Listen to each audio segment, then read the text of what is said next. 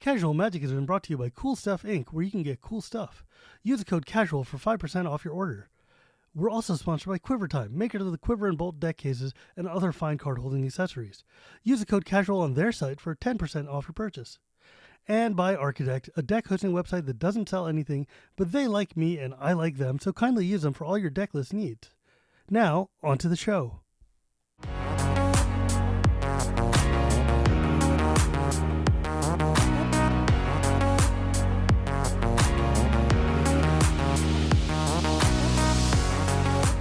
Hello and welcome to Casual Magic, a show where we talk about the fun side of Magic the Gathering. My name is Shivan Butt, and Casual Magic is brought to you by Cool Stuff Inc., Architect, and Quiver.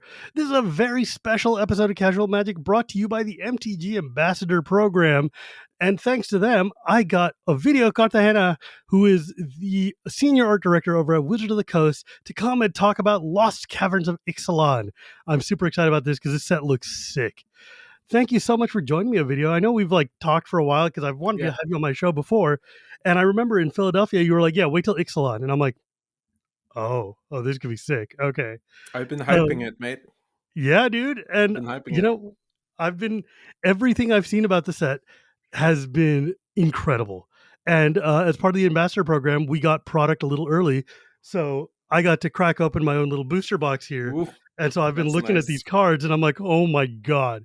This set, okay, I'm just going to set it up right now. Ixalan is one of my favorite worlds in Magic, but the first set was miserable. It was not fun to play at all. As a card set. Yeah, the card set. As a card set, it was way too, a lot of people have complained the limited was just not very fun. It was there were cool cards in it. Yeah. Like some of my favorite cards ever have come from that set, but limited, it was miserable. But looking at this one, man, all the mechanics and everything look really good. The story came out in one big chunk and is awesome. I basically sat for 2 hours on Friday, the day it came out, and read the whole thing in one row. And I was like, wow, this is exciting and super fun. So I'm hyped for this set, man. It looks awesome. You guys did a great job. It's been a couple years.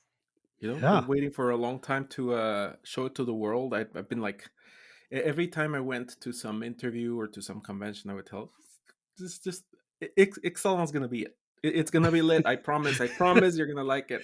If you don't like it, just give me a call. We can have a chat.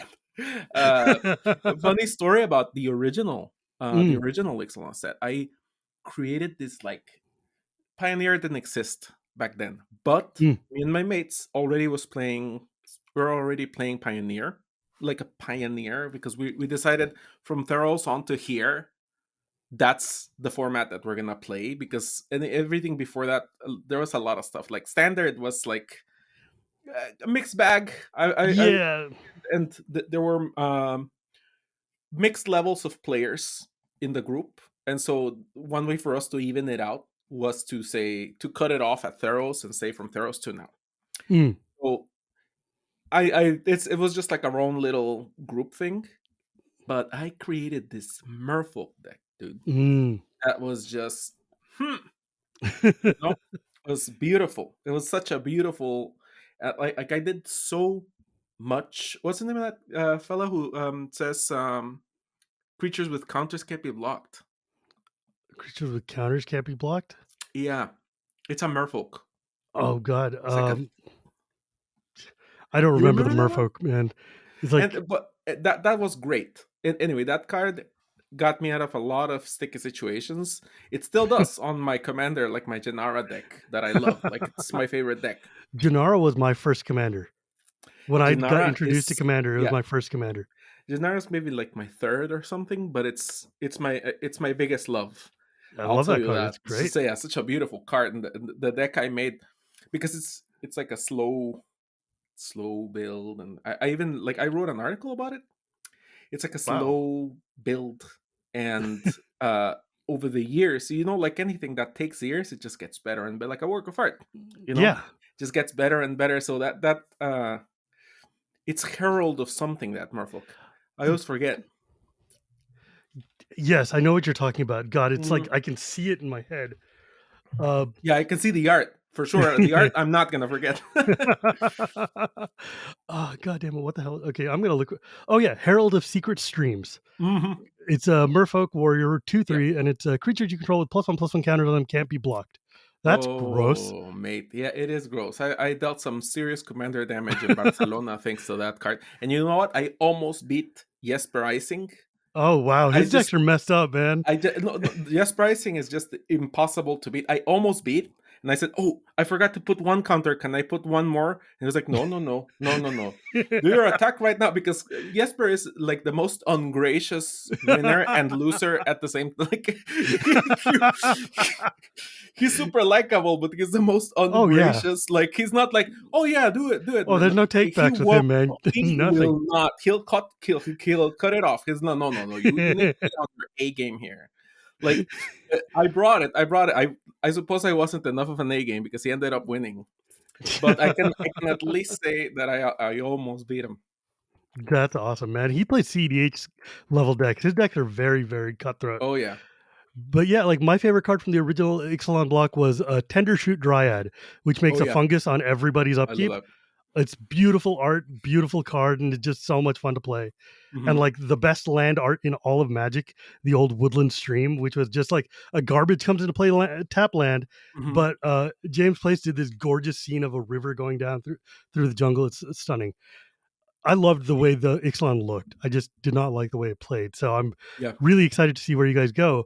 But it sounds like you've been playing for a long time, man. Before we get there, how did you like? When did you find Magic? Where are you So from? You're from like Guatemala, right? yeah, Guatemalteco. And Nice, so I've been playing Magic for as a like a strong fan since 2013. nice.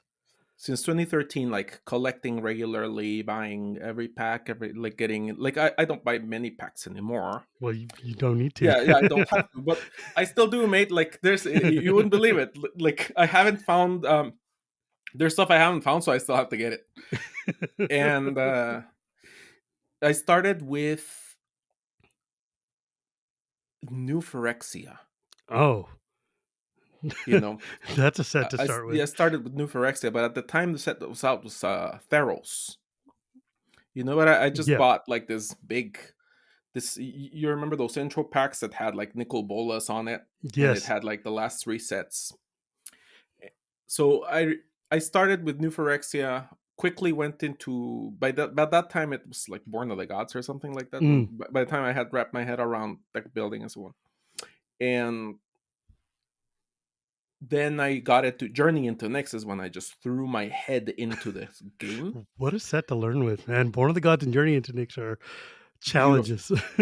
Well, it set me up. You know Set what? me up. Every set is somebody's first set, right? So, Yeah, so it set me up, and the art was incredible. I really yeah. loved the paintings. I remember those were some of Zach Stella's, like my coworker Zach, one of his first stuff. You Hmm. know, Yeah. Tyler, Chris Ron had some stuff there. You know, I love the art in Theros block.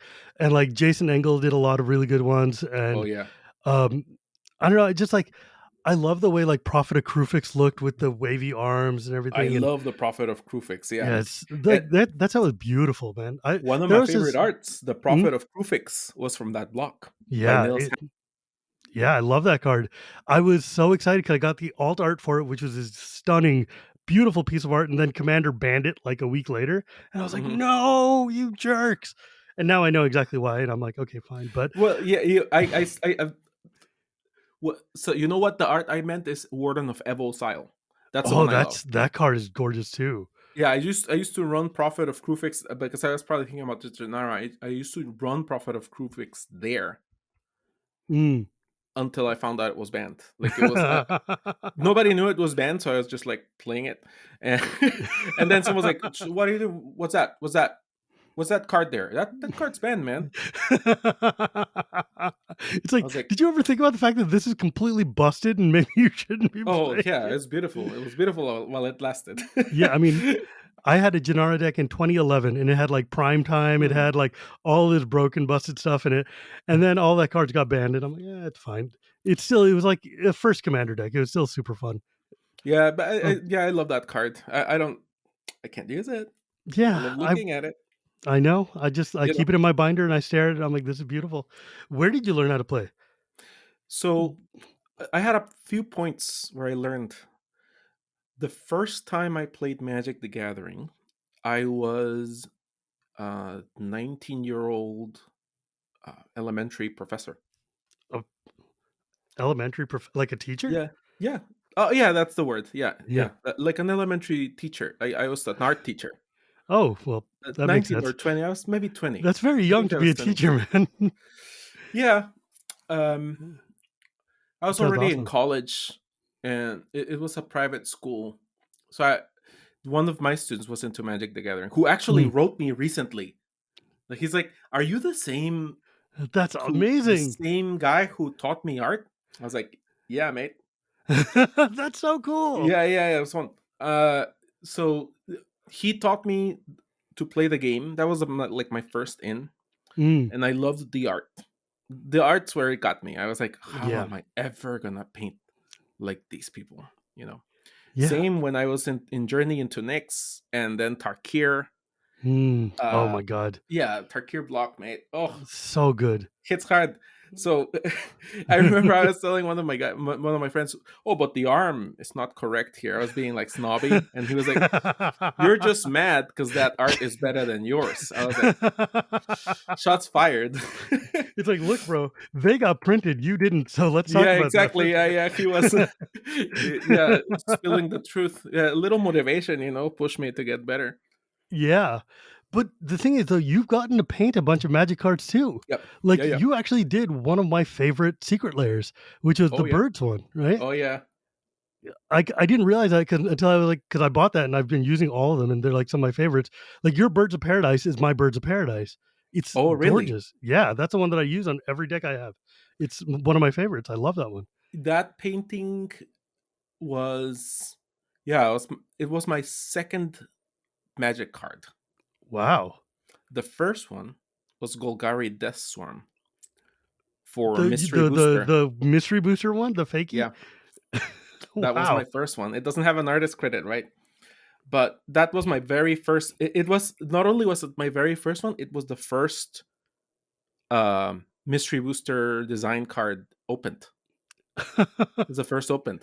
For some reason, I don't know. I remember someone posted this is the first one from Mystery Booster, and it showed the Golgari Death Storm. I was like, that's my art. That's And I awesome. was, yeah. Listen, I love classical art and art history, so I was referencing Goya in that Yeah. one. It's got the kind of the dots in the way you do that, and it's a Yeah, really gorgeous painting. yeah, It's very, a like, lot of line. creepy looking. It's like this size. It's like this tiny, like a really tiny thing. It's also, like, one of the best looking mystery booster arts because, like, a lot of those mystery cards had, like, stick drawings on them, so Oh yeah, yeah. I remember I was doing it, and Stephanie, a producer, she came by and she was like, "Oh my god, what are you doing? Like, Ovidio is just like going all over." I was like, felt like a little on the spot, but it was a bit of an audition. I kind of wanted to create that buzz. Were you working at It, WotC when you did that? yeah, I was. That's how I got to do it. Um, so I was I we were all giving like a sheet of paper to do a sketch on, and I asked for one uh, from Maris. Maris was the producer at the time. Maris is She's cool. Yeah, she's manager now. You know Maris. Yeah. So and so I got to drawing, and it was like people were like, "Oh my god, such a good drawing," and then they needed some tokens, card tokens, to print some card tokens for the play design team Mm. under Brian, and so I did portraits of all of them, Oh, and they that's liked it. sweet. So yeah, just I started like doing little, like moves there, like to see What were what they you thought. doing? What was your first job at Wizards I then? was um I was a digital artist, so many people don't know this, but foils are made by hand by artists, by Mm. people who just have a very artistic hand and very good taste. They're the folks who make sure the art print well. Mm. So I was trained by Marsha Rivera and Kevin Yee at the time. It was just like five, six of us. It's more now, I suppose. I don't know Mm. how many because I talk to the department often because I'm an art director. So we talk about how to translate that vision to foils and so on. Sure. But That's what I did when I came onto the team into Wizards. Yeah, like you look at like the flat painting, and then you have to pick which parts of it you want to pull out and foil Yeah, up, and yeah, like yeah, yeah. It's labor because intensive. It yeah, really is a labor of love. And so, say for example, one set where I love the foils was Phyrexia. mm, They really nailed it there, yeah. and like it made the art pop. If you have a full foil set, you can take a look.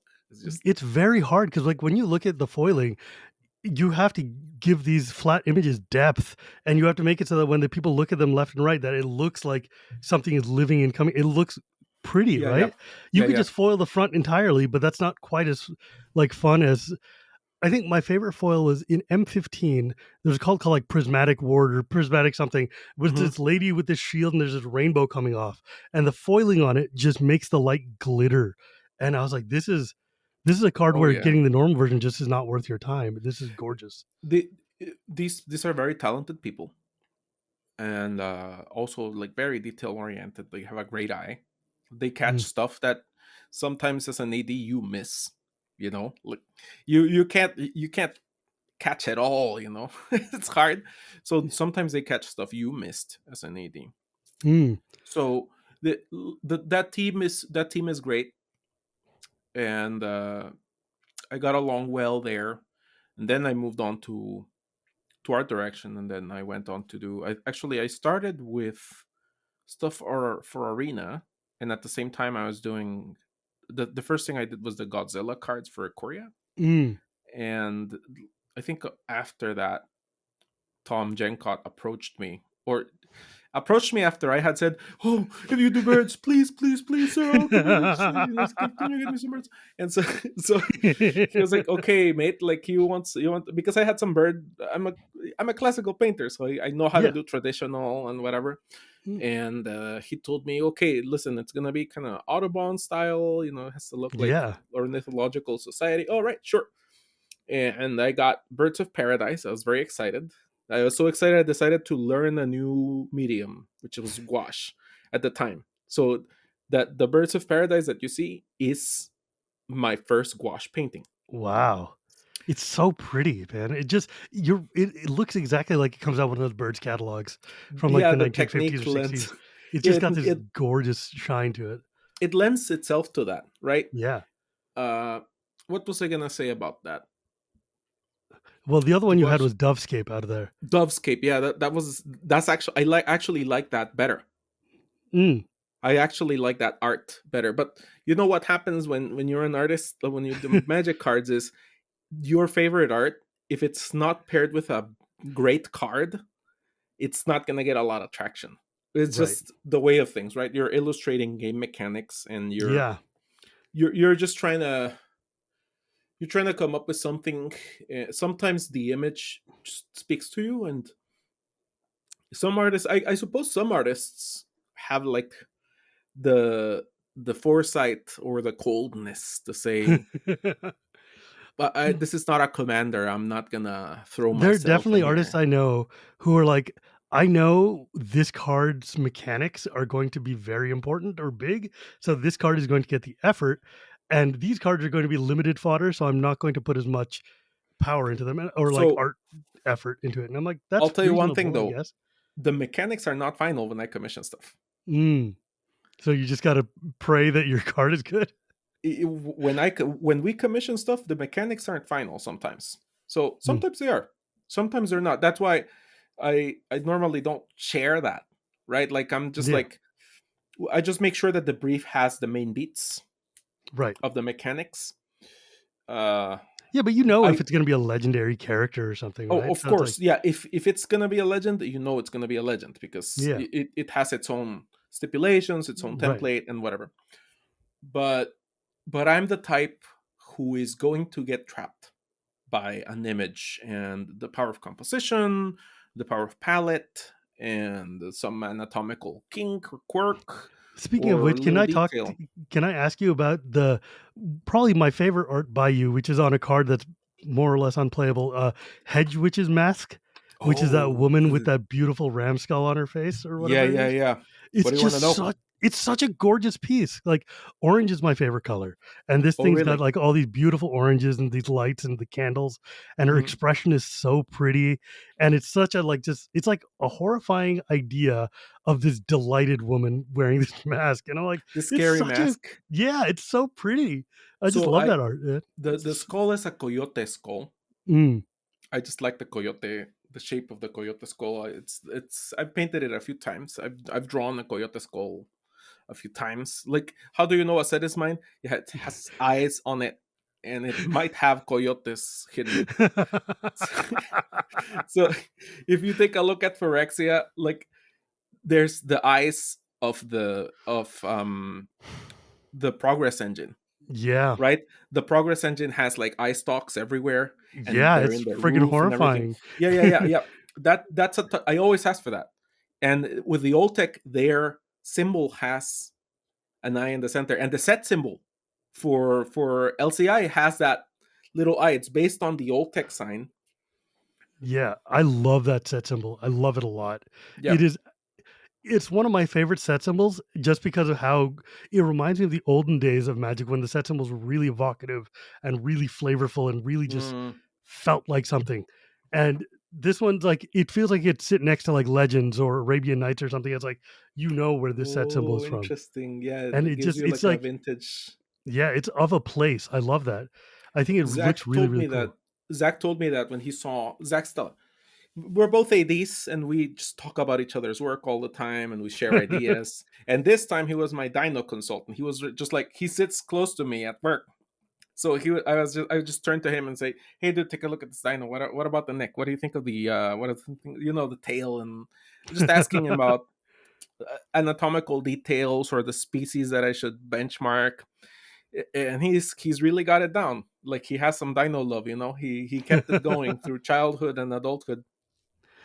But he was saying that the Lost Caverns of Ixalan has this almost vintage magic feel to it, Yes, it in the does. way that that the visuals are handled. Like it has some new stuff that we haven't seen in Magic. It has some grit to it. You know, the painters gave it a little bit extra texture. What it feels like to me is so I've been playing Magic for like almost 30 years. I've been playing since almost the very beginning. Mm, And what this set feels like to me, it feels more like a D&D dungeon crawl adventure set than any set since like the beginning of Magic. It feels like what Magic felt like when I was a kid, which is like we're exploring, interesting. we're delving, we're discovering things. Like it feels like for the first time in a long time, like I want to go into this world. I want to play games in this world, right? Like I want to run a D&D campaign or I want to Uh-huh. tell stories here because it's got vividness, it's got heft to it. And it just really like one of my favorite cards in it is Spring Loaded Saw Blades, which is the it's an Oh artifact that yeah, flips over and turns into a blade wheel chariot.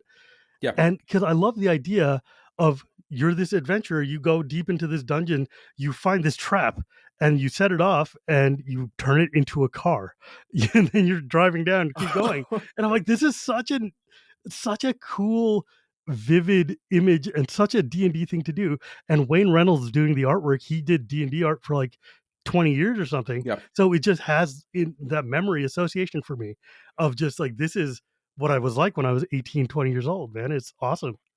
There's some awesome. Listen, people were given a chance to have a lot of fun with the set. Yeah. Folks had a ton of fun. I tried to make sure we have brainstorms for each card.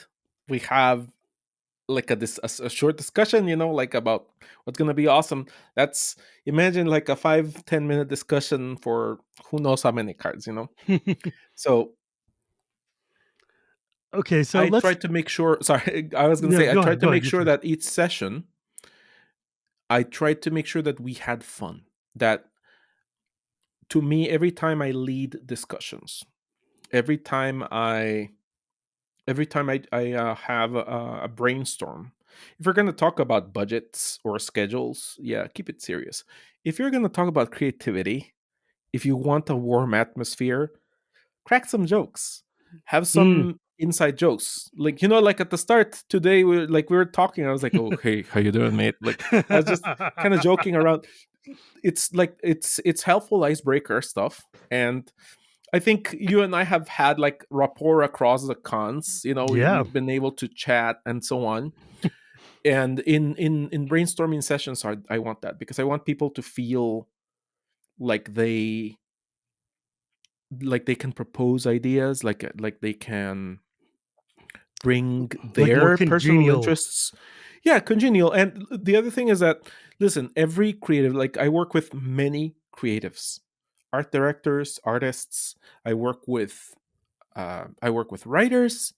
I like people who are brief writers, game designers. Everyone has pet ideas. Hmm. Every single creative you're gonna encounter in the world has pet ideas. So you want to make sure what those pet ideas are, so you can find a place for them. Not Mm, every idea fits everywhere, fair. but you really need to give people that space. Mm. And that's what I was trying to do with Lost Caverns. Just make sure that Miguel is also like a great brainstorm guy. Like working with Miguel was a pleasure. So I was just trying to make sure that Who is Miguel? we Miguel Lopez. He's the world building narrative lead, Mm.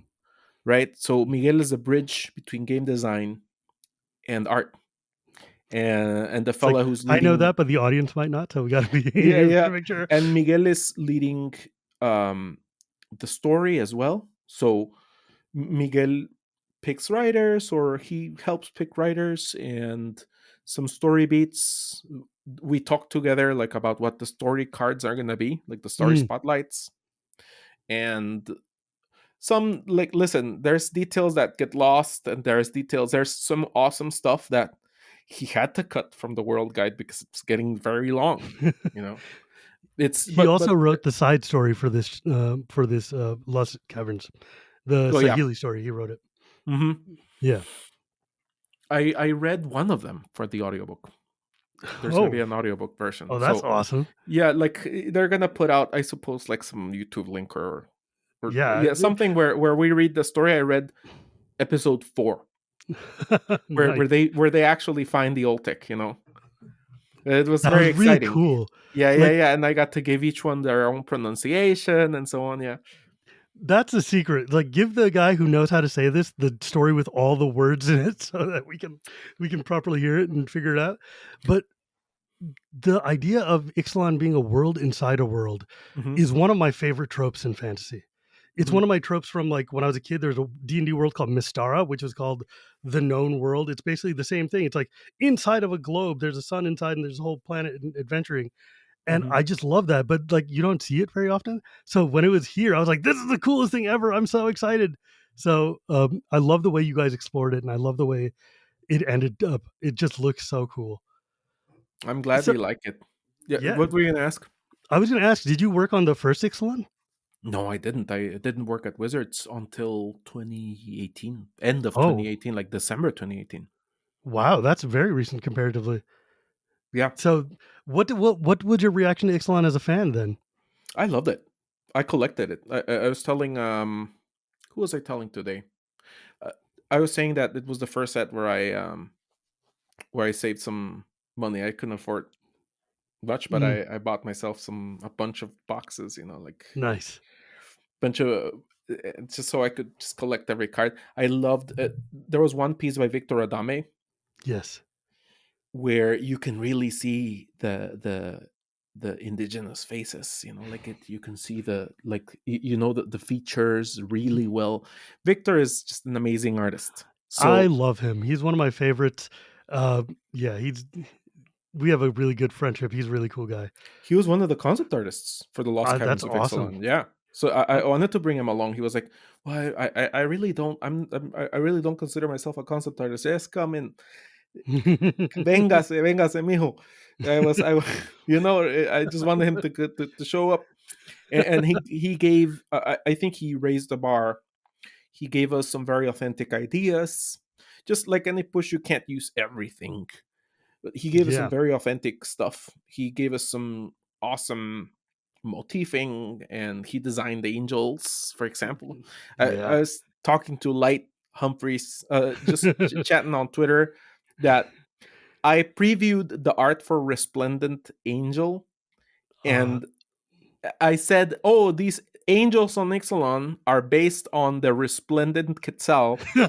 Nobody, I was not allowed to say what card it was yet, but I just said like the very bare fact that angels in Ixalan are based on the resplendent Quetzal, and nobody.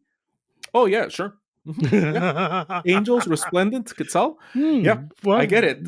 sounds No, good to me. no, there was no conspiracy theories about, oh, are they gonna reprint resplendent angel? When I Yeah, saw that card, I was like, yeah, "Oh my god, are you kidding yeah. me?" Beautiful And reprint. yeah, Victor Adame killed it though. It's Yeah, gorgeous, gorgeous work. it was the first arc I commissioned for the set. Wow, really? That sets a whole tone, man. Yeah. You know what I love is like the creature lands.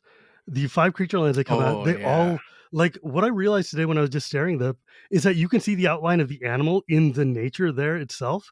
Like I yeah. didn't even realize that, oh, the llama, you could see the outline of the llama in the plains and In the the farm. farmland. And I was like, Yeah, that's so cool. That's such a good detail. the Um, Borealo Pelta. I posted about it today. I think that the green the one is based on dinosaur. yeah, yeah, the dinosaur is just based on the Borealo Pelta. I remember sending the artist photos of that discovery. Mhm. It was just great getting to, like, we had like scientists, we were integrating a lot of like latest discoveries That's into the awesome. set. Yeah. Okay, so we should actually we've been beating around the bush for a little bit, but what did you do on Ixalan? How did you like? Were you a big part of bringing this back to us? It just depends on what you mean by that. Okay, well then we know that these guys had wanted to do like an underground world, and Yeah. what was your involvement with this set? Okay. Let's start from the beginning. Yeah, When I was getting hired as a world building art director, I had a job interview with Doug Beyer, I love him. and he asked me like, oh, like he asks you like questions, creative questions. This is a creative director. So I remember I told him, oh, you know what? I wish we could go back to Ixalan. I know it didn't make any money. Yeah, I know it. Like I know the cards weren't very popular, and I said, let's think about the Popol Vuh. Thinking about the Popol Vuh, they go like Unapu and Ishpalanque. They Hmm. go down into the caverns, and there's like they encounter gods, and their servants, and other characters. They die, they are reborn, and like I even mentioned like some mechanics where like you could see. Well, maybe I shouldn't say that, but I proposed some new mechanics and some Mm. new stuff. Like I had like a whole pitch in my head for what a return to Ixalan would be. And I was thinking Popol Vuh because that allows me to just do anything I want. Like if you go down into the Caverns, who knows what's in the Caverns? Right. And when we were doing the underground stuff, what happened was for a while it wasn't gonna be Ixalan. We were trying it out. I proposed it. I seeded the idea a few times because I really wanted to do it. I really, if it was gonna be done, I wanted to be the one who did it. And we tried many ideas. And on the creative end, Jess Lanzillo, creative director at the time, and Doug were like, "All right, you know what? This feels like." I talked to Rosewater today, and he said he was telling me it wasn't the vision team. We had handed off vision already, and then on the creative decided that we're gonna get Ixalan, right? And Jess and Doug were like, "Okay, you get Ixalan, you get to do it." I was like, "Oh my god!" That's so cool. So I was like, I started like throwing stuff together. Doug was very helpful too. Like Doug is super great at creative sessions. Like he's Hmm. a great brainstormer, and he keeps a great energy going in a meeting.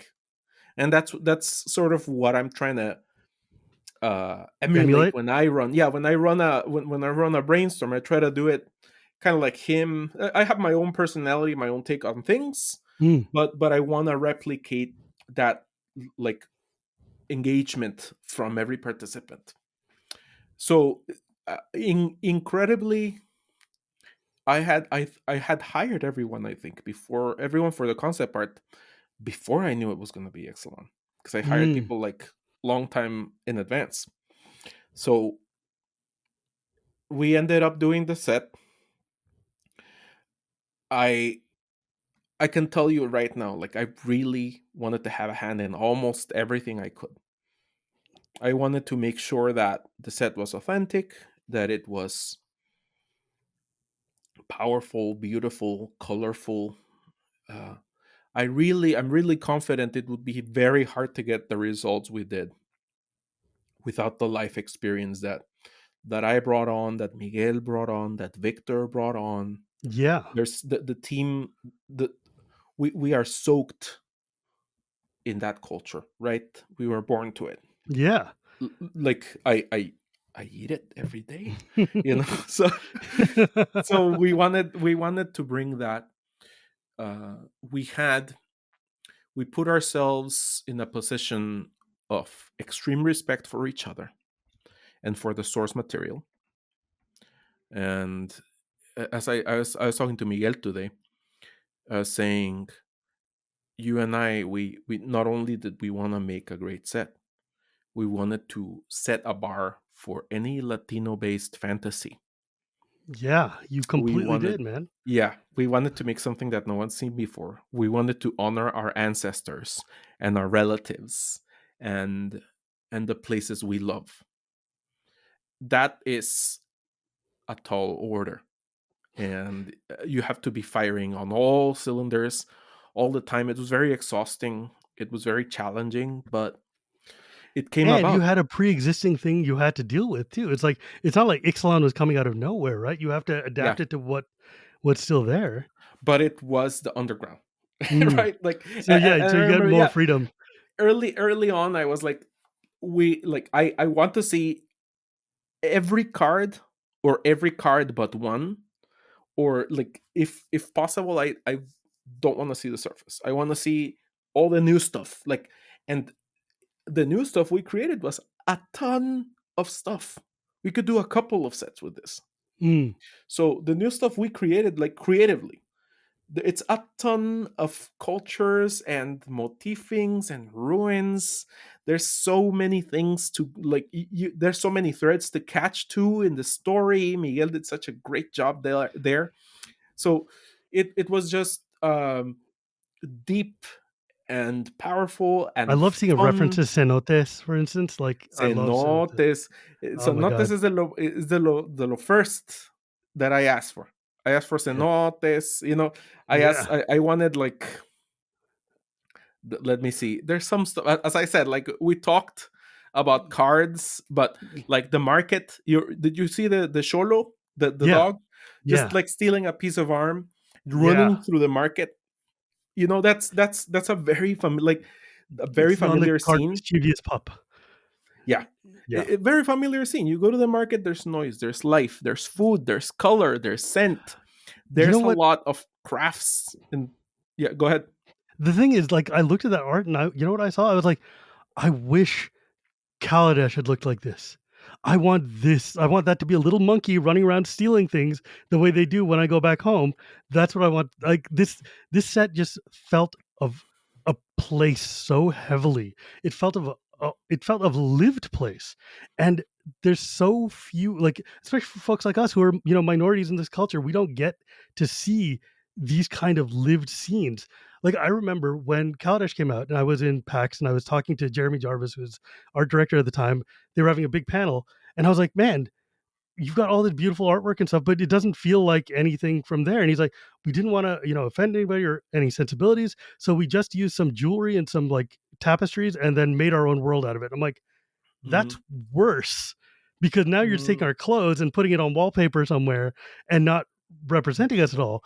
And so it feels hollow almost. But like this feels like a lived world. This feels like it was made by people who understand what they're looking at. And that's so powerful and so important.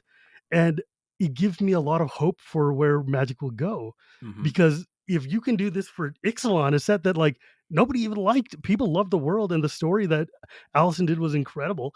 But like the set was kind of medium, but you Mhm. guys have turned it into this beautiful, vibrant, and especially after a full year of just like dark, like dreary and like evil worlds, Yeah. seeing this vibrant life is just amazing. It's fantastic.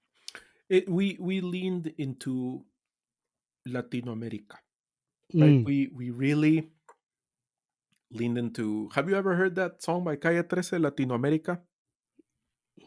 I love that song. Mm. Like the pain, the colors, the history, the heart, the blood, the earth, all those all those themes that come up over and over in our they come up in conversations. They come up.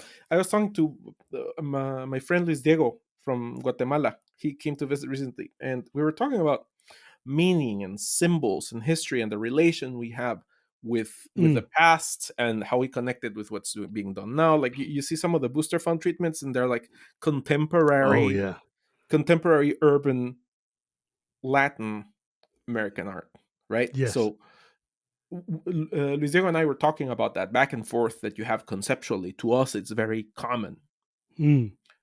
To others, it feels like, oh, like how do you know all this? And we just live in many worlds at the same time. Exactly. Yes. You know, it's just different.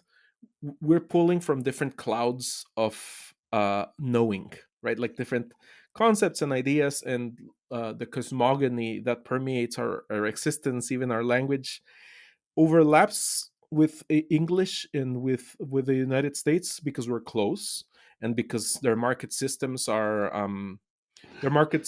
are implemented right outside of the country, but we we always grab that and we make it ours. I think every culture does this, of course, Of and course. our unique way of doing it was is what I wanted to distill. Our unique way of addressing conflict and tragedy and beauty and music and so on is what I wanted to address in the set. You know, Yeah. like every time I was like on my creative sessions when I was like hunkering down to give feedback or make some sketches or paint an illustration for the set or something, I was just listening like to like La Cumbia, and it's just getting into the like getting into Yeah. that Yeah. flavor, getting into like that feel. Like there's sadness, and like it's all within the same song. You have like Oh yeah. heartbreak and dancing and fun, and like there's catharsis, and there's so many things at the same time. So Mm. I wanted to tap into that stuff. That's just something that from immersion you will Okay, get. I gotta ask something. So I've read the But Popol Vuh, and I'm familiar with like Spanish and Mayan culture. I grew up in California. I speak Spanish. It's just a habla thing. But español. well, De una un vez, el poquito. resto de la entrevista que se vaya. No, Look, just man, I kidding. speak. I At my height, I spoke 12 languages. Mm, So now I'm down to like a couple Indian languages, Japanese and English. But my mhm. brother is still fluent in Spanish. Um, but like Huyana Shapu and Shabalanque, the hero Ishbalanque, yeah. twins, yeah. Did you guys think about trying to bring any like of those guys? Because I love those characters, especially from that story of going So, down to the underworld. well, Kamasots, you know, Mm. but we, I remember mentioning this. We didn't want straight up one to ones Mm. because we knew that we had the one set. We had the one set to say many, many, many things, Mm. and we wanted stylistic references. We were focusing on, and it's not the only myth, right? It's not the Yeah, only myth in Central and South America. We for wanted sure. to focus on many things. We inherited Inti. Inti has been for a while, like people finally get to see Watli's cousin. Yeah. But we were thinking about many things at the same time. I remember buying a bunch of books Mm. when I knew I was getting started on the set. I remember buying a bunch of books to just get myself, In the reimmersed. mood. And yeah. We were talking about gods. We were saying I didn't want the gods to completely overlay over like on existing gods. And the one Mm. thing from the Popol Vuh, gods take different shapes. Yes. They don't stay. They have a role, not a form. Yeah. So that's something I wanted to bring to it. And I remember when Victor made the sketch for Ojera Shonil. Mm, Ojera Shonil, like in one go, mate. It was one go. And I so was like, perfect. It's- oh yeah. For the longest time, it was Dino Hands, but now it has a name. Now he has a name, Ojera Shonil, and we wanted to have it be several forms. You know, have a uniqueness and a power to it, and that got us started on this path of creating the gods. If you notice, the only god who's like a straight up being, like a bat, the giant bat, Aklasots, yeah, right. The is the imposter god, right? He doesn't have that fluidity. He's mm, rigid, and he has a fanatical cult, yeah. right? So it's we worked on many things. There's there's one surprise waiting yet. There's one surprise waiting yet on that end. My favorite god was Ojertak, Mm, and Ojer Kaslem is another one. It took a few tries. Ojer Kaslem took maybe it took a few sketches, took a few rounds. You know, Ojer mm. Pakpatik was designed by Esther Wu, another great I artist. You love know, like that one. I think that one yeah, turned out beautifully. yeah. It, Chris did a good job on the illustration. Yeah. yeah. I mean, that one feels like a lot of the imagery of Quetzalcoatl that I've seen when I was See, growing up. see, see, see. And so it just because, like, where I grew up in California, a lot of the Latinos and Mexican kids that I grew up with were, descended from Aztec culture. So we had a lot of like Quetzalcoatl imagery and a lot of Uh, like that kind of more than like southern Mexico. But mhm. like my son now goes to a school where like half of it is full of like people who are basically Mayans, like Oh, where are you from? Cuauhtémoc and things like that. So it's just I don't know. It's just the community around here just ends up being a lot of like people who are from southern Mexico or from Oh, Guatemala interesting. and stuff. Hmm. So like you can tell because they're all very short compared to like I'm normal probably Mexicans. yeah, probably the tallest Guatemalan you've met. Yeah, you are. That's why I was Yeah. a little. I was like, wait, no way. Um, yeah, they're all very very tiny people. Um, but yeah, and like last year we got to go down to see Chichen Itza and Ah, go through like the belleza. Mayan communities and everything. It's one of the most beautiful things I've ever seen, and just that whole area. And there was this card that you guys did, which was the artifact. What's it called? The master. It makes golems. Master's Guide mural, which is the Oh, big, beautiful mural on the side of the building. yes. That was like, oh man, this is hot. It's so I pretty. hired Rakrufi for the set, Raul Cruz. He's a bit of a celebrity illustrator in Mm. Mexico. I remember when I was hiring, I called him on the phone. I was like, "Hey, mate, you want to do some illustrations for us? I think you were born for this set. Like, I honestly, legitimately believe Rakrufi was born for this set, just like I was born for the set. You know? That's awesome. Yeah. So Rakrufi designed the big automaton, like just like hunkering, It's and so cool the looking. It's so colors in cool the looking. mural were amazing. It's based on the murales of Bonampak, Mm. right?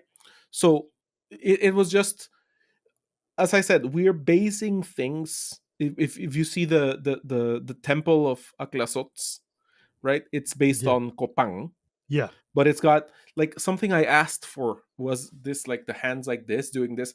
Every like when you see Mayan kings Yeah. in their portraits, they're always doing this. That Yeah. was like it's a very it's a cool and we're saying Mayan, but it's Maya. But Maya. yeah, yeah, yeah, it's Maya, but I don't know why I keep saying that. It's just a mistake we make. Anyway, so they're always doing this with the hands. I wanted that like kind of like little gesture that they have, and the hands are kind of small. I love that, like keeping tight. And Steve did a great job with the illustration. Just It looks beautiful, beautiful spot piece. on, man. It's Yeah. just stunning. Uh, yeah, because I'm just going through like the revealed card art since I know we've both seen the full set, but we can't Hmm. talk about the cards that you haven't seen as a recording. So I'm trying not to, because there's some arts that you guys haven't seen that is just like blowing. Some of the alt arts in this are some of the most stunning alt arts I've ever seen in Magic cards, and Like, it just blows my mind. But I had a couple of questions about the way the conquistadors were represented. Like, Bartolome del Presidio is like, Bartolome. I love his artwork where he's leaning back and he's got, it just De looks Pietà. very, yeah, Yeah. it looks very classical. It looks very like, you know, mainland Europe, right? Like, it's just beautiful. When I was in, there's a funny story with that image. Mm. Well, I don't think it's funny, but when I was in high school, I saw it for the first time. Right? I didn't grow up seeing a lot of European art. When I was in, it was English class, and the professor brought like some photocopy of a book or something. Like, Mm. budgets are low. They don't make you buy a book. Right. They just make a photocopy of the lesson and they give it to you. I don't know how they do it here, but he brought that photocopy. It was a photocopy of a photocopy of a photocopy. You know how photocopies used to get that Yeah. they just like Degrades the over and over. fidelity is terrible. Mm-hmm. And it had the Pietà there, the Michelangelo's Pietà. And I was like, who is this artist? Who is Michael? Oh, the Ninja Turtle. That is great. I was like 16 or something. I was like, this is amazing. I went to the grocery store. Just by some coincidence, at the grocery store, they had like, a series of magazines of like, Mm. artists of history. I couldn't collect it all, of course, but I asked for that one. Can I get some money so I can get it? Like I was saying, like, I didn't have money, mate. Like I did not grow up rich. So, but I got it, and I kept looking at, and it didn't have the Pietà. That was the worst part. It didn't have the Pietà. How It do you have just a has book about Michelangelo and not have the Pietà in it? it was just a magazine, just like a Sure. little, like one of those like throwaway magazines they Yeah. make. So I got that magazine, and I looked at it over and over and over again. I go off like 2 years later. I go off to college. We get some journalists, like in colleges where I met like the most smartest, worldly Mm-hmm. people and so on. This journalist came to give a chat to us. Uh, Listen, I did not had nothing to do. I was in graphic design. He had nothing to do with graphic design. Mm. I don't know what I learned. It was like listening to Zizek, Slavoj Zizek, like just a very deep and engaging and fun, and you feel smart when you're listening to all this, and then You the have no minute idea the minute you walk away, you're like, what the hell is he talking about. what was that? Yeah, what was that? What was happening here? That's how it was. And he said something about that someone broke the hand of the Pietà. He's apparently there was some fella who hit it, who Oh my grabbed the god. hammer and hit the hand of the Virgin Mary. I'm not sure if it's true. Like, you can verify that fact. That sounds Please. crazy. Yeah, it This sounds is crazy. horrifying to think about. It took 9 years later. I was in Italy. Mm. And I couldn't get close enough because it was behind glass and it Oh, had it all was this vandalized in security. 1972. Yeah. So yeah, the guy was probably right. So I had this connection to that sculpture and to that theme. I saw the Rondanini Pietà in Firenze, and I saw like Michelangelo did several Yeah. versions of that, and I came back last year to see all that. The line to go into the St. Peter's was just ridiculous. I couldn't get Yeah. in. So I have a connection with classical art. You'll see there's one piece by Marta Nael where Watley is killing Vito. Yeah. That's It's that like St. George, wanted. isn't it? Yeah, I wanted. I listen. I will not confirm or deny names of saints here, but I will say that I wanted that composition. I grew up with a similar composition. The shield of my city has a saint doing the same pose, but on a horse. Mm-hmm. So I wanted to bring rich references. Now that you like, since you speak about the Legion of Dusk, Miguel and I were talking about. Have you seen Aguirre, the Wrath of God? Uh, it's a Herzog movie. I know. Yeah, I know what it is. I know what it is. Yeah, yeah, yeah. We were talking about Aguirre, and when you see that, like, there's like a big line of people that are all like ornately dressed. Miguel wanted nothing more in the world, I think, than to depict that in the set, like a long line of conquistadores with heavy armor, bringing like relics and like a little booth, or I don't know what you call it in English. They just carrying someone around and everyone with dresses, and just it was just such a that movie's really powerful, by the way. To go check it out, I recommend it. Yeah.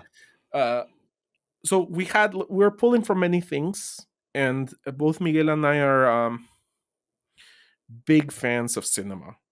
Hmm. You know, there's even like there's someone from the Sun Empire like trying to grab a relic painted by Javier Charro. You know, Yeah. it was one of my favorite paintings in the set. But I'll say this about every painting: this is one of my favorite paintings. You know, I'll say this Yeah, about, like because I that's not a love the you. set. My listeners know very well that this is my favorite is maybe the least useful phrase on these shows because everything is my favorite. Yeah, when talking about this set, yes, I love the set, mate. Like it's Yeah, dude. I mean, unabashedly love it. Yeah. it comes through though. It hella comes through, and like you can hear it, you can see it in the artwork, you can see it in the design. Like just looking at like the echoes, like the didact echo or the abuela, Oh yeah, just like this feel of you've got this ancestor, and it's got their faces look right. Their faces look right. Their aura made looks sure, right, mate. and Oh I'm just yeah, like, oh, this echoes is were hot. such a beautiful challenge. Oh yeah, Nils Ham made that piece with the mask echoes. yeah. Fariva made it. Fariva Kamse made another. I have a thing for masks, and Yeah, I I love. saw that. Like half your Yeah, paintings are dudes with masks on. yeah, yeah. That's very true. I probably have one around here. So I probably have one around here somewhere. But yeah, yeah, yeah. I We wanted to bring that authenticity, that feel, that Nils Ham painting. It really, like, if you told me this is an illustration for the Popol Vuh, I wouldn't bat an eye.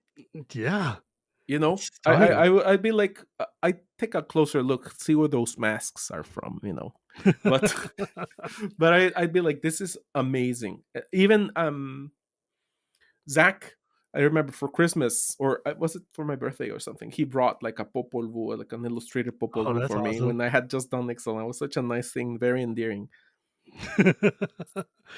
Man, I think my favorite art in the set though is probably Sovereign Okinek Ahau, the cat Okineka note. how. Ooh. Yeah, just because he just looks sick, and that sword looks sick, and it just he's got a very adventure vibe, and I just love jaguars. I think it looks Oh fantastic. yeah, yeah, incredible, Yeah, incredible work by Victor. Victor. Yeah, Yeah, he just took completely us slayed. took us a few rounds. That piece was great. I loved that character. Jehan designed Okineka how, Jehan Chu, Mm, in the concept push. And I was like, yeah, yeah, dude, like you just, like it just looks bring so that badass. brawn, like Yeah, one of the tusks, or I don't know if it's a tusk. What do you call it? yeah, you can call it Tusker Fang. Yeah, yeah, yeah. Is broken. Yeah, I like that, like worn and torn and just yeah, proven. this guy's been through some stuff. Oh yeah, I love that touch. Yeah. Oh my god, I don't know, I'm just staring at this, like, the compass gnomes and stuff that all look like the big giant, like, almost Mayan or Aztec calendars, like, just the Millennium calendar itself is so beautiful. Oh Oh, yeah. oh, that's a real one I wanted to ask about, the Sunbird Standard and Sunbird Effigy, which is like the mono rock that turns into a bird when you turn it. It looks like this gorgeous kite and, like, almost like the headdress of like, on that staff there, but Okay, so listen, that's a big one. mm, 3 years ago, oh, was it 2018, 2019? I got the chance to go for the third time to the festival de Zumpango in Guatemala.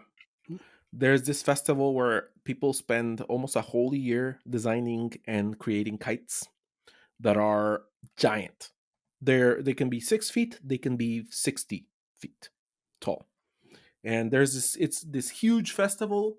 Everyone, it's listen, it's one of the most beautiful. I remember the first time I went to it, I had just come from Europe. I this need to is take where you I to felt India, the man. most engaged. I need to take you to India, man.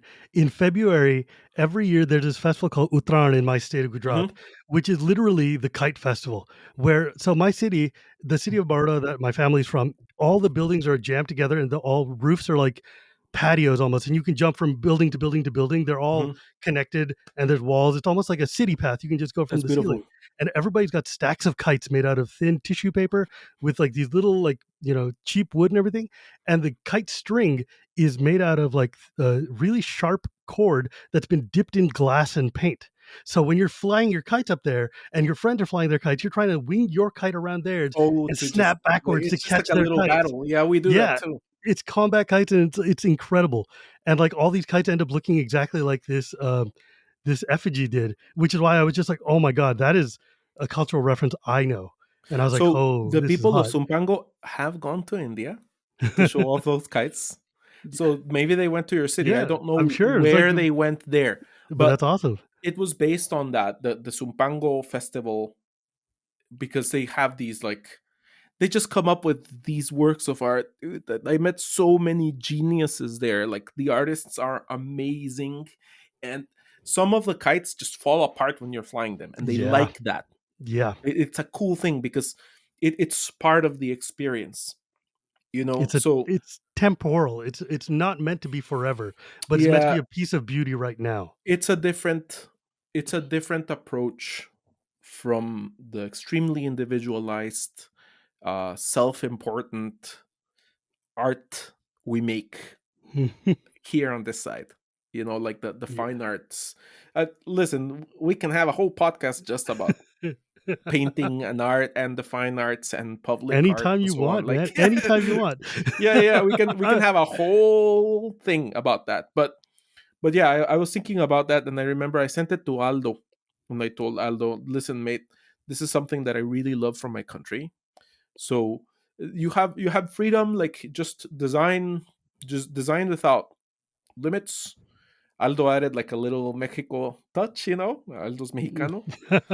It's important, you know. Like that's Yeah. what I'm saying. Like nothing. I don't want everything to overlay each other. That's a retelling of history.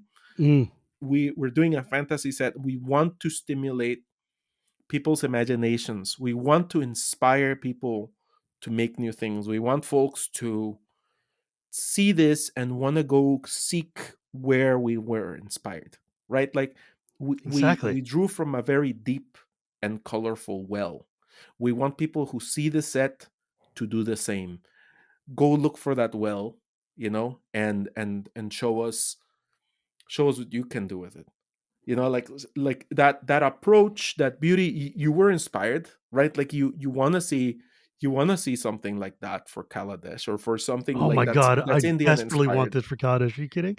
Exactamente. So we want people to feel inspired. You want to keep the game going. You want to keep imagination flowing. You want to keep the stories told, and stories change with time. I'll tell Yeah. you. I'll tell you one thing. A few years ago, I had I had a couple of career defeats. I was very hard as an artist. I had a couple of career defeats. Yeah, it was a very rough year. But at the end of that year, I went and gave a chat in a school, which is here in Washington, in Vancouver, Washington. I was invited to do a chat about art and talk to like high schoolers and elementary level kids about my experience as an artist, my inspiration and sources and whatever. So I got up and I had all my. So listen, it was I was upstaged because there was this really like, listen, I'm a guy who really likes painting, and that's it. But I was next to an actual genius who's a woodsman, Mm. and I think he became a woodsman after he lost his sight. Ah, So he became a woodsman after. He knows how to use a lathe. He walks around the studio. This is an impressive human being.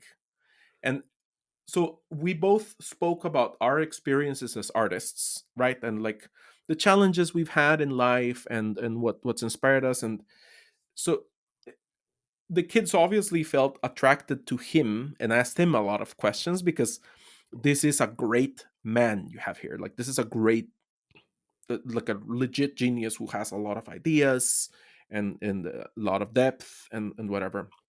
And I had my paintings, and I was showing my paintings around, and I talked about the history of Guatemala, and like, we hung out for a while. We were chatting, and we did, I think we did this talk twice on the same day. There were two, like, groups that came in and Mhm. listened to us. uh so I felt a little, I felt like, oh my god, like, maybe I didn't, I was being insecure, right? Like, oh, maybe my presentation wasn't, like, you always get that. Yeah, Like, yeah, you of always get course. that when something comes out. And uh, at the end, I saw a kid who looked, uh, Maya, uh, and she was kind of shy, and the teacher was kind of like saying, like, no, come, go on, go on, go and talk to him, go, go, go. I had just gotten down from the stage, uh, but I'm also like a shy guy, so I'm not gonna go over and, oh, hey, hey, how you doing? And it's just like, not, I don't, I'm still like working on that. You would surprise me, man. Yeah, it's technique. It's a skill, not a talent. That, like, speaking and so on. It's a skill, not a talent. But so finally, she came over, and the teacher told me, well, she wants to talk to you. She saw your presentation, and she told me, but her movements and everything. She spoke English, and only English, and she told Mm. me, I'm adopted. I was born in Guatemala, and my parents have told me about the country. But seeing your presentation today, this is like a 7-year old, 8-year old. Seeing your presentation today, I was inspired to go to the land where my parents were born. I was inspired to learn more about the culture that I come from and the people that I come from. And I was like, oh my god, Yes. like, oh, well, Yes, thank that's you. what Yeah, we're yeah. yes, let's go. Thank you very much. Thank you for your words. And I think the teacher, oh, thanks for bringing her along. Like, just keep working, keep making art, don't stop, keep looking for stories. Excuse me, I have to go for a second. And I went to the bathroom and just started, like, Yeah. bawling, because I was feeling, that year I was feeling like I hadn't made a mark, like, Mm. on anything. But moments like that with fans, and at this point, I've had a few, and it's always touching. It's always very. It gives you life, Oh, and dude, I know. each It's the each greatest interaction feeling. gives you like 10 more years of, like, Yeah. of fuel. Like, you feel like, Makes it all oh, worth it. yes, if one person is inspired in a positive way, if one person wants to build on what you did, or they want to go and challenge what you did too, like, if they want to, I want to do something better. Someone wrote me from work, like, hey, the passion you're showing is really great. It makes me want to also do, like, more on my own stuff. uh, that is really, really inspiring. Yeah. And it right, like, it's hard to be 100% all the time, because you're a human being, and people burn out.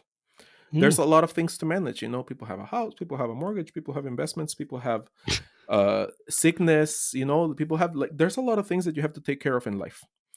And you have your family, you have, like, there's a ton of things in life that you have to take care of besides your life's work. And sometimes it gets difficult to continue, Mhm. right? There's days when you don't want to get up. There's days when you don't feel like, even if you love it, you don't feel like doing it that day. Like, this is how it happens. This is how it works. You're tired. um but moments like that make me want to go back into the easel, right? Mm. And just go into, like, okay, like, this is gonna be it. Like, I've been trying to make this many of the statements I made in Ixalan. aesthetic statements, I'll say, like not political or like, Sure. yeah, you write an essay for that, in my opinion. um there's these things are complex, you can't summarize them. uh, Sure. uh Many of the aesthetic statements and symbological statements, I'd say, like symbolic statements I've wanted to make, I made here. We Hmm. made many things that were very beautiful and appealing. Did you see the Watley Sahili card? Yeah, I saw Like Kieran, oh my lord, Yeah, I dude, saw it. Kieran's just knocking it out of the park. It was just such a So good. beautiful work of art. And same with Cynthia's Sahili piece. Oh, Oh yeah. there's so much beautiful stuff in this set. Uh, we got to make many. I got to direct many of the images I wanted, and with Jade Light Spelunker, I got to Yeah. make You got one to of I the didn't even get images to I talk wanted. about Yeah, that, man. You got to paint that one yourself. yeah, I got to. Yeah, I did. It It's was such a amazing. beautiful. Vic Ochoa was very nice to let me tackle that, and I didn't ask for it. When you're an illustrator on a set, an AD has to decide that you'd be a good fit. Hmm. You know, you can't say, "Oh, I want that card," because Yeah. it's a conflict of interest. You don't want to take an opportunity from someone. Sure. But when you are the perfect person for the job, or when you're the best person for the job, or maybe someone fell through and they need someone they need someone to pick it up fast. Uh, an AD calls and you have to answer. Yeah, Like, you do, man. You don't yeah, let yeah, this yeah. opportunity slide. So with Jade Light Spelunker, I did that, and I like The my buy a my box version. idea, the buy a box version. Yeah, the other one. Who did that one? Easy. Josu Hernaiz. Izzy Medrano. Yeah, Hmm. Izzy Medrano did that one. Uh, so I really was thinking of the Kuman. It didn't start that way. I think I didn't get the pose right. Hmm. So I did it like maybe 4 times. I drew it like 4 times, and I sent it to Vic. Like, hey, is it this? Is it this? Is it this? And Vic was like, no, put this in. Put like include this. Vic is someone who has a very like set vision. Like this is a very forceful, willful man. Like who has a great vision for everything he does. A Hmm. very incredible mind. Uh, Working with him was awesome, and so I finally stumbled into like the perfect pose. And then It I looks like I a was sculpture, honestly. I you have to work the anatomy, right? Like I wanted to Yeah. look heroic and The strong, lighting is so good. the way, but the way Tekunuman looked to me when I was a Mm. kid. And I would he's on the currency as well. He was on the currency, the 50-cent bill. He was on the Mm. 50-cent bill. And there's a sculpture by Galeotti Torres. So many drawings, right? Like everyone paints like there's a lot of people who paint the Kunuman on the side of their store. Mm. Like they have like street stores where it's just like a door that you come close and you just buy stuff. It's not like here where it's just all big stores. You Yeah. can't get like piecemeal stuff. Mhm. So the image I've seen that image for my whole life, and I wanted to like do my own version of it, just like the Quetzal, just like the Birds of Paradise. By the way, there's another Quetzal in the set. I dare you to look for it. Oh, I will. Yeah, yeah. But yeah, the Tekunu Man was something I wanted to bring uh, to I love Magic. that, man. Yeah, it's just super super fun to paint too. Lighting challenges. I listen. I did a lot of still life in art school, and I was ready to do some human figures. And because I have like very good still life Well, you don't wanna draw any more abilities. fruit bowls? Well, they asked me to do one. Have you seen like Ghoul's Feast No, what's a for Ghoul Fist? Jumpstart? Dude, you know how hard it is to find Jumpstart? Like, those freaking cards oh, yeah, okay, Ghoul's Feast from the, first Jumpstart. No, Jumpstart 22. Yeah, of course I Yeah, haven't seen it. This one that sold out, like, instantly. that's Um, mine. oh, yeah, dude, that's gross. It's like a Did head you see on the top of a face? Yeah, plate. the head with the dove on top. Lovely. Lovely. Yeah, yeah, but Gnarly it's a hand. classical stuff, you know. It's that Yeah. like the still. Oh, hey, you're good at still. Like Kieran was the art director there. They say you're good at still life. Can you do? Can you do Ghoul's Feast? Jesus Christ. That's so disgusting. Okay, I got one last art one I want to ask you about. Go ahead. The alternate art for Quintorius with all the multicolored. Alebrijes. Yeah, like what's going on with that? There's two alt arts. Okay, hang on. Let me get the one. There's the one that's just the rainbow colored one. Oh, Yeah, the completely like it looked like the side of an Indian truck one. That's the one I want. oh, I love that. Yeah, that was based on the Mexicano Alebrijes, the piece by Sidrian, right? Yeah, The it's AD was. stunning. Listen, I lost your window, and let me get back to you. The AD was Sarah Wassel. Mm, You know, the Booster Fund team did a great job. Um, Sarah Wassel, Aliana Rode, and Meredith Mulroney. Meredith did the God treatments where they have like a medallion and it yeah, that just looks looks super sick. like a relic. It's kind of more keyed into relic than coin, right? I Like did not like the coin look. I'm not gonna lie. I like yeah, this yeah. much better. We heard everyone loud and clear. You moved beyond that. It's fine. Yeah, we heard everyone loud and clear, and we made sure that this had resonance with the lore and with the characters and so on. So Quint is part of that effort. You know, like we're just bringing like I don't know. I don't think it's legal to have this much color in a set, but we got away with it.